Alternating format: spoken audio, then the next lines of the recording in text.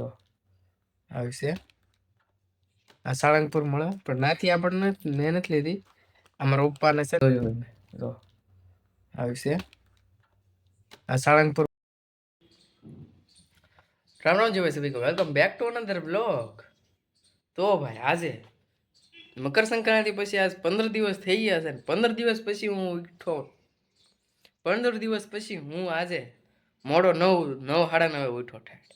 બાકી આપણે daily routine 6 વાગે ઉઠીને આવ્યો હતો. રજા હતી તો એક દી આમ 12 વાગી ગયો હતો અને બાકી દી રજા રહી જ નથી. આપણે બધે દી ગયા હતા. 15 દિવસ પછી આવું બધું કામ કરતું મજા આવી. 15 પહેલી વાર આવું બન્યું 15 દિવસ થી હું મોડો ઉઠ્યો. બાકી તો આમ ન જતો તારે ડેઈલી મોડો. પછી ધીરે ધીરે વહેલા ઉઠવા માંડ્યો.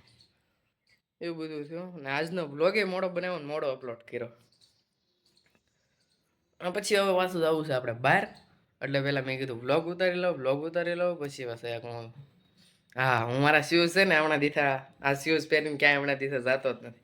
કારણ કે પછી મારે બહાર જવાનું છે ને એટલે તૂટી ન જાય એમ.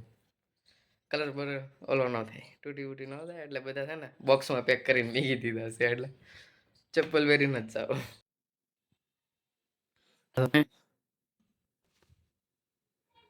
ત્રણેય શૂઝ છે ને ડબ્બામાં પેક કરીને મૂકી દીધા તો હોય કારણ કે છે ને બગડે કારવાની કાંઈ થાય એટલે બાકી બધા તો બીજા 12 ભાઈના હતા આપણા નથી. હેઠના ત્રણ જ મારા છે. એક ઓલાની કંકોત્રી મારી પાસે રહી ગઈ છે કે એને દેવાની હતી. મારી નથી કંકોત્રી બીજા હતી એની હતી.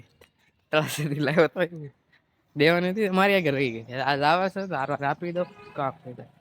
જવું છે બહાર કામથી. ભાઈ બહાર થઈ ગયો છો પણ બહાર જાવ ને એટલે વ્લોગ ઉતારવાનું ભૂલી જાવ કામમાં લાગી જાવ. પણ એવું છે હું કાંઈ ગયો અને મારે આવવાનું હતું પાછું 4:30 થાય ને એટલે પાછું ઘરે વહી આવવાનું હતું. કારણ કે મહેમાન આવવાના હતા એટલે ગયો. પછી અમારે એવું છે બે કપડાં જોવા લાગી ગયા. કપડાં લેવાના હતા કપડાં જોવા લાગી ગયા તો વાર લાગી કપડાં લેતા વાર લાગી તા પછી પાછું હું શૂઝ લેવા ગયા. શૂઝ લીધા તા પછી 4:30 થઈ ગયા એટલે પછી ઘરે બધા આવ્યા હતા એટલે રમતા હતા કેરમ રમી ચેસ રમી લૂડો રમવા સાપ સીડી બધું થોડી ઘણી વાર રમ્યા.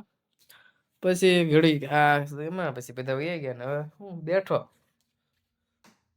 બીજું તો શું કરું આ દોરીથી રમું છું બદરભાઈ હું રમું છું મતલબ હાથમાં લીધી એમ તારે હાથી હું રમું બધા રમતો હતો આમ ટીંગાડે અહીંયા પછી આમ ક્યાં હે ને એમ પતંગ કેવું એમ કે બીજું તો શું હોય આપણે.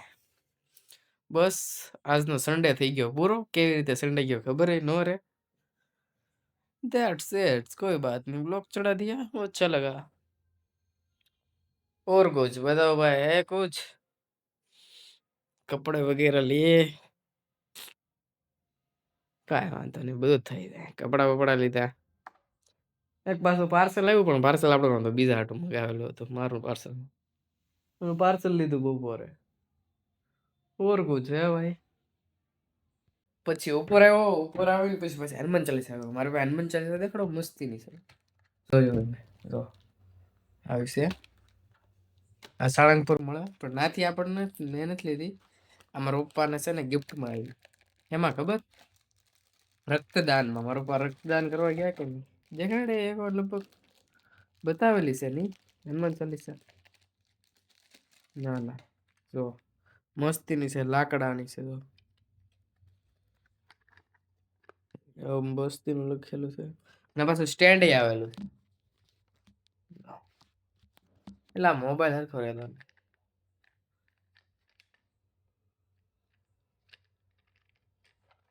લાકડાની અવાજ આવતો હશે. રક્તદાન કર્યું ને એમાંથી આવી ગિફ્ટ આપી. સ્ટેન્ડ છે જો સ્ટેન્ડ હોય અને છે ને આમ લગાડી દેવો. આમ લગાડી મને મેં જે પેલા આવ્યું ને તે મેં આવડું આવે ને હું આ સ્ટેન્ડ છે ને આવ્યામાં નીકળું તો મને ખબર જ નહોતી આ સ્ટેન્ડ કેમ કરવાનું હતું. પેલા તો હું આ વિચાર કરતો હતો આને શું કરું આમ મેં કીધું આમ લગાડવાનું હોય આમ લગાડવાનું હોય. પછી એક દી ભાઈબંધને બતાવ્યું ને તો એને મને ખબર નહોતી. મેં કીધું જોવા કેવી છે હનુમાન ચાલીસા. એને આમ કર્યું મેં કીધું હાલે આમ કર્યું તોય ખબર નહોતી પડતી. મેં કીધું હવે આનું કરવું હું આમ તો કર્યું હનુમાન ચાલીસા કેમ નહીં ગયું પછી એક દી આમાં વાહે દોરેલું છે ને ત્યાં ખબર પડી કે હનુમાન ચાલીસા નામ નીકળવાની મસ્ત લાગે હેઠીથી જમીન એવું હજી બેગ ને દોરીને બધું આયના છે આ બધું છે ને વ્લોગ ઉતારવા લીધું હતું પાછું મેં કીધું ના બેગ હાંસવાનું છે થોડાક ટાઈમ માટે આપણે ઓલાનું આપીને જોશે હવે કામથી આ બધું દોરીને બોરીને વ્લોગ ઉતારતો હતો મેં કીધું દેવી પડે ને ભાઈ અહીંને જગ્યા નથી પણ નીકળવી પડે આપણે હે ભગવાન